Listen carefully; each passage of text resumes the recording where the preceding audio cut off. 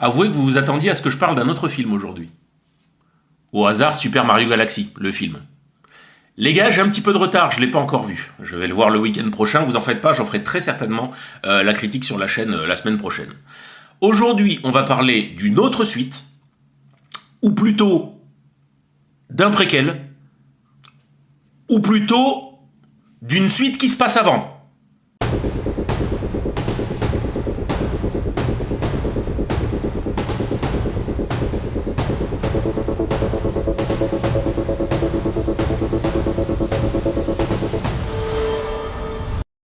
Salut à toutes, salut à tous, j'espère que vous kiffez la saucisse, comme d'habitude, moi ça va super bien. Aujourd'hui on va parler d'un film qui, à l'époque quand il est sorti, était attendu comme le Messie.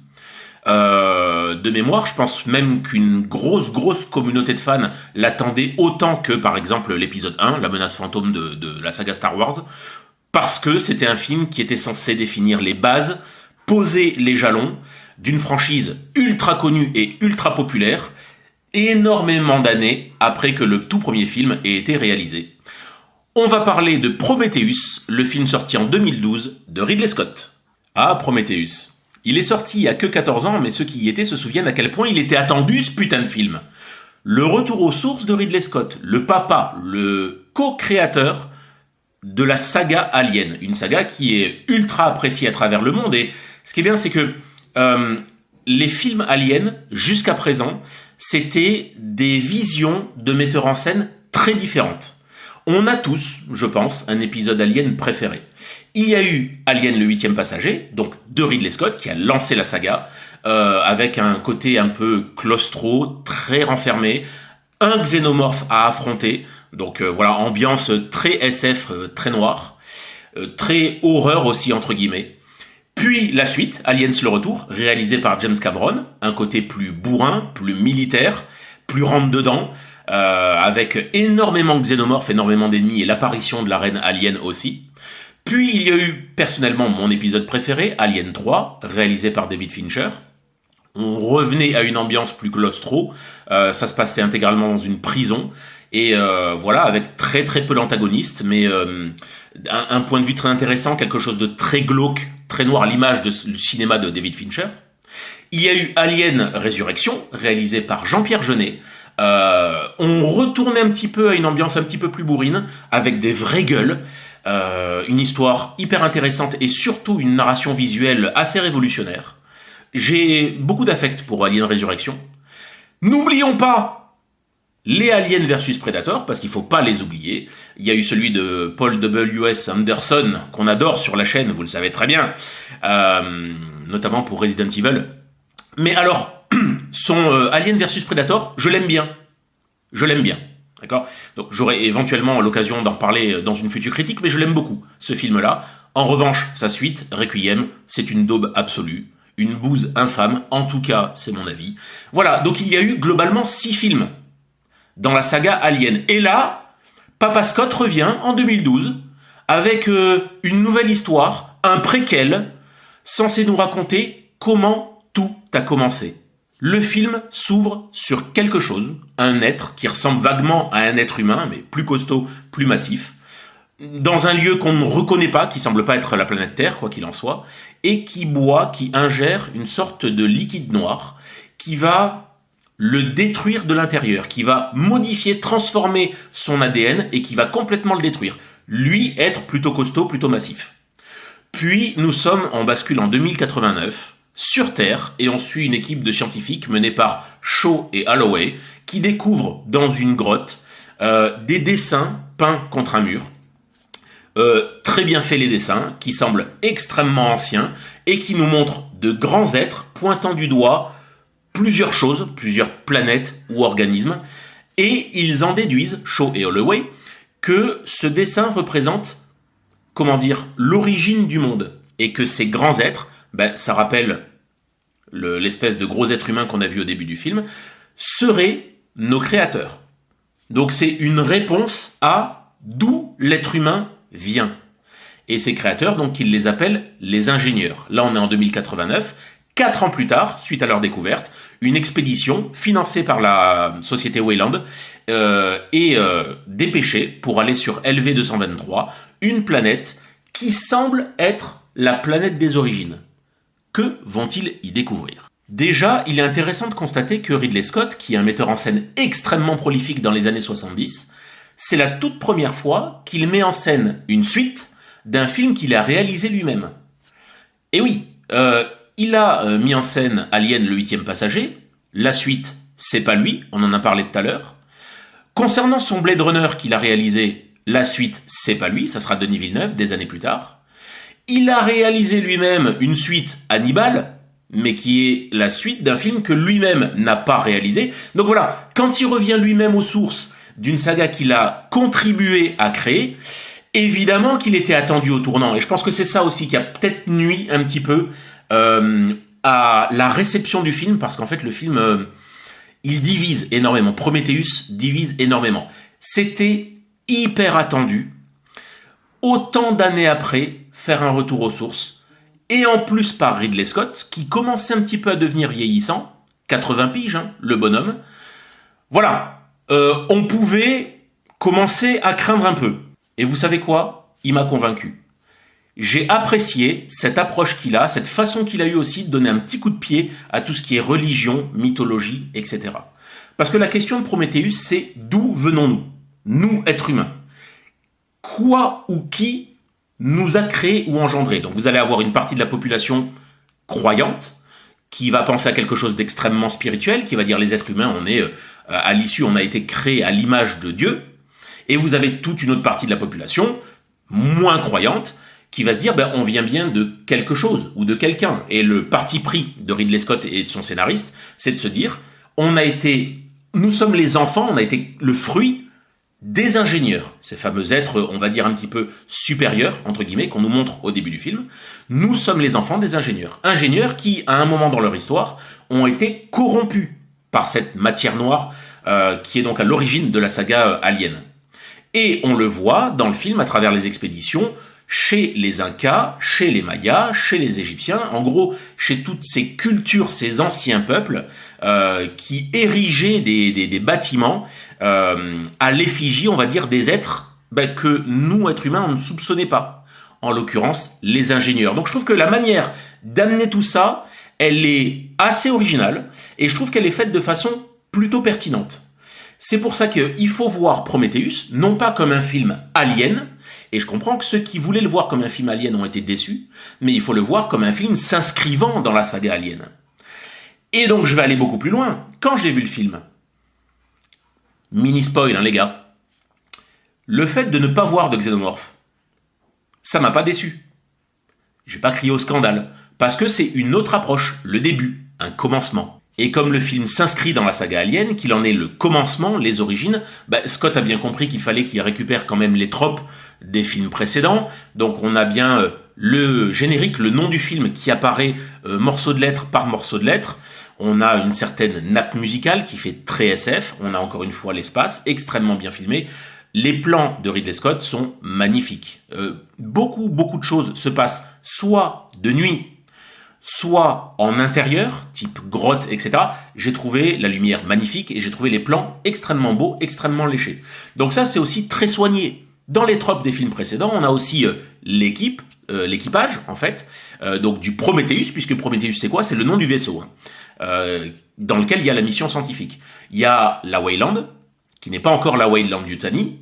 Il y a un androïde. Il y a les chercheurs, les creuseurs, les scientifiques. Donc c'est tout un équipage. Voilà, tout ça, on le retrouvait dans les films précédents de Alien, et c'est respecté, c'est récupéré par Scott, et c'est hyper bien employé. Concernant les monstres, là aussi Ridley Scott s'ancre parfaitement dans la saga. Le film dure un peu plus de 2 heures, et les monstres, c'est vrai, n'arrivent pas de suite. Ils arrivent assez progressivement, il y en a même qui pourraient dire qu'ils arrivent un petit peu tard, c'est pas faux, mais moi ça m'a pas gêné, parce que ça permet à Scott comme ça de bien placer les enjeux, une certaine montée en tension, qu'on comprenne bien aussi les personnages, et les monstres arrivent quand ils doivent arriver. Alors, vous le savez, si vous avez vu le film, ou je l'ai dit tout à l'heure, non, il n'y a pas le xénomorphe dans Prometheus. Mais c'est pas un drame pour moi. Les monstres qui nous sont montrés sont assez cohérents, assez crédibles, et je trouve ça en plus assez stylé. Il y a l'espèce de serpent qui s'enroule et qui broie le bras de l'un des scientifiques. et qui rentre dans le corps d'un autre. Il y a cette espèce d'énorme facehugger qu'on voit grossir, on va dire, vers la fin du film. Il y en a pas énormément, mais dans la saga Alien, globalement, le bestiaire est jamais ultra varié. De là, c'est la même chose. Donc j'ai trouvé ça plutôt bien fait. Je trouve vraiment les monstres hyper bien faits. Il y a un mélange comme ça, CGI et effets pratiques, que j'ai trouvé assez pertinent. Donc voilà, de ce côté-là, côté bestiaire, moi ça m'a beaucoup plu. Puisqu'on parle d'antagoniste, comment ne pas évoquer celui qui, comme dans la majorité des films de la saga Alien, pose toujours un problème, l'androïde, qui ici est incarné par l'excellent Michael Fassbender, qui incarne donc David, androïde dont on ne sait pas vraiment quelles sont les prises de décision. Est-ce qu'il obéit vraiment à quelqu'un? Est-ce qu'il la joue solo? Quelles sont ses intentions? Est-ce qu'elles sont néfastes? Au contraire, est-ce que c'est pour le bien de l'équipage et donc de la race humaine? Voilà, on ne sait pas trop quel jeu il joue, et j'ai trouvé ce traitement de personnage, très intéressant. On a aussi dans Prometheus donc les origines du Space Jockey, voilà, qui arrive enfin. Je pense que c'est une des questions que tous les fans se posaient. On a la réponse de Ridley Scott, qui pour moi est assez satisfaisante. Voilà, donc le film a beaucoup de qualité. J'ai parlé du visuel, de l'esthétique, j'ai parlé de tous les tropes qui ont été récupérés, j'ai parlé de l'histoire que je trouve vraiment intéressante, les monstres qui m'ont pas déçu. Donc oui, Prometheus porte bien son nom, c'est une belle promesse depuis le temps qu'on l'attendait. En revanche, et ceux qui ont vu ma critique sur La Grande Évasion, je trouve que Prometheus a le même problème. C'est-à-dire qu'on part d'un film qui est globalement excellent, mais qui est plombé, qui est cassé par des anomalies d'écriture hallucinantes. C'est l'effet La Grande Évasion. Et là, les gars, je vais dérouler la liste. Je suis obligé. Et vous allez voir comment on passe d'un film qui, à mon sens, est un film très bon, voire même excellent, à un film qui est plombé par des trucs qui m'ont vraiment perturbé. Le début du film, je trouve que les scientifiques trouvent trop facilement les dessins dans les grottes. Inca, Maya, etc. Je trouve que c'est amené sur un plateau, c'est amené de façon trop facile. Alors oui, c'est le début du film et on sait que Scott veut faire passer Prometheus dans l'espace, donc tout l'aspect sur Terre, on va dire, l'intéresse un petit peu moins. Je comprends bien, mais j'ai trouvé ça amené un petit peu maladroitement. Vous allez voir les gars, vous en faites pas, c'est pas le pire. Hein. Ensuite, il y a, et c'est peut-être le pire truc du film, la mort de Vickers. Personnage incarné par Charlize Theron. Vers la fin du film, il y a le vaisseau alien, entre guillemets, qui va s'écraser sur la planète. Et le personnage de Vickers et le personnage de Shaw sont côte à côte, et elles courent pour éviter le vaisseau qui va leur tomber dessus. Et le vaisseau, vous savez, c'est une espèce de vaisseau circulaire qui roule. Et en fait, ceux qui ont vu le film le savent, hein, parce que ça a énormément fait débat. Le personnage de Shaw, donc Noomi Rapace, tombe et elle roule un petit peu sur le côté, ce qui lui permet d'éviter l'énorme vaisseau qui roule, alors que le personnage de Vickers, elle, ne roule pas sur le côté et elle continue à courir tout droit. Et elle se fait écraser comme un caca. Et c'est ridicule. Vous savez, quand on critique à la fin de Titanic, Rose qui est sur la porte et Jack qui est dans la flotte, alors que visiblement il y aurait la place sur la porte pour que Jack puisse monter et se mettre à l'abri, on va dire, du froid et de la noyade, là c'est un peu pareil. C'est aussi une des morts les plus ridicules de l'histoire du cinéma, à la différence que Titanic, pendant des heures, est un chef-d'œuvre. Prometheus, non. Et c'est pas fini. Au niveau des incohérences, alors peut-être que vous pouvez me le dire aussi en commentaire, il y a peut-être quelque chose qui m'a échappé, mais je n'ai absolument pas compris pourquoi toute la technologie embarquée, toute la technologie qu'on voit dans Prometheus, est beaucoup plus avancée que celle qui est utilisée et que l'on voit dans Alien, le 8e passager, qui est, lui, censé se passer des années et des années plus tard.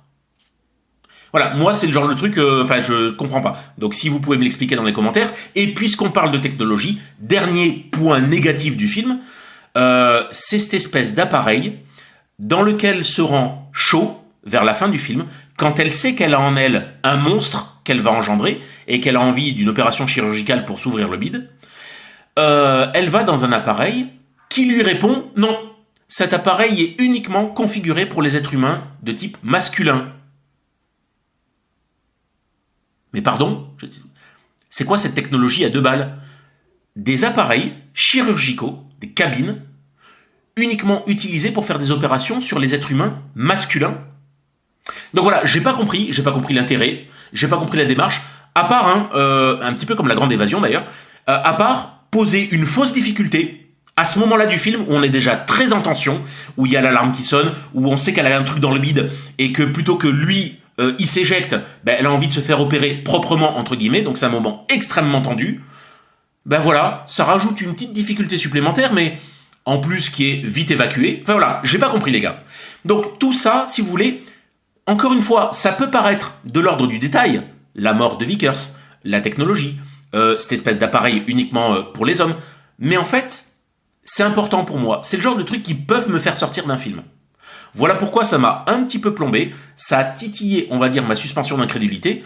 C'est juste pas possible pour moi, c'est des gros problèmes d'écriture. Pour le reste, l'interprétation, elle est top. En même temps, gros casting. On a Noomi Rapace, Charlize Theron, Idris Elba, Guy Pearce, Benedict Wong. Enfin voilà, on a vraiment un casting très solide. Ridley Scott étant un très très bon directeur d'acteurs. Il n'y a aucun souci là-dessus, c'est plutôt bien incarné. Petite réserve concernant le personnage de Charlize Theron, voilà, dont on ne comprend pas très bien non plus les tenants et les aboutissants, et je trouve que c'est pas son meilleur rôle. Voilà, c'est pas en tout cas le personnage le mieux exploité du truc. Mais sinon, voilà, de ce côté-là, ça se passe très très bien. On a l'ambiance, on a les effets visuels, on a la nappe musicale, on a la plupart des choses qui font des bons films aliens. Voilà, vous l'avez compris, pour moi Prometheus, c'est quand même à la mesure de l'attente qu'il y avait pour ce film-là, c'est quand même un très bon film. C'est pour ça que j'ai mis à Prometheus la note sur mon Letterboxd de 3,5. Je vous invite, comme d'habitude, à aller checker mon Letterboxd. J'ai mis le lien dans la description. Ça aidera à voir un peu parler des films que j'ai vus et parler des films que vous avez vus. C'est vraiment ce qui m'intéresse le plus. 3,5 qui est plutôt une bonne note pour Prometheus, voilà, qui, encore une fois, petit jeu de mots oblige, a tenu ses promesses, pour moi. S'il n'avait pas été plombé par tous les problèmes que je vous ai cités, pour moi, ça pouvait tenir la route. Cette histoire d'ingénieur, j'y crois. Cette histoire de matière noire, je l'ai trouvée très intéressante. C'est, on va dire, une origin story convaincante pour moi. C'était difficile, il faut se rendre compte à quel point ça peut être difficile de commencer, de raconter les origines d'une saga aussi attendue. C'était devenu une arlésienne. Le tournage d'un film qui allait raconter les origines de la saga Alien, c'était devenu une vraie arlésienne. On en entendait parler depuis des années. Il y avait eu les deux films, Alien versus Predator, on va dire, qui avaient temporisé, qui n'étaient pas d'excellente qualité, surtout le second. Mais voilà, là, je trouve que Prometheus, c'est réussi. Pour moi, c'est une réussite. Et c'est un très bon film que je revois, très divertissant, et que je revois avec grand plaisir. Voilà, mettez-moi dans les commentaires, je sais que c'est un film qui divise énormément, j'ai hâte d'avoir vos avis. Et d'ici là, je vous souhaite une excellente journée bien évidemment, et je vous dis à très très bientôt sur la chaîne. Ciao ciao.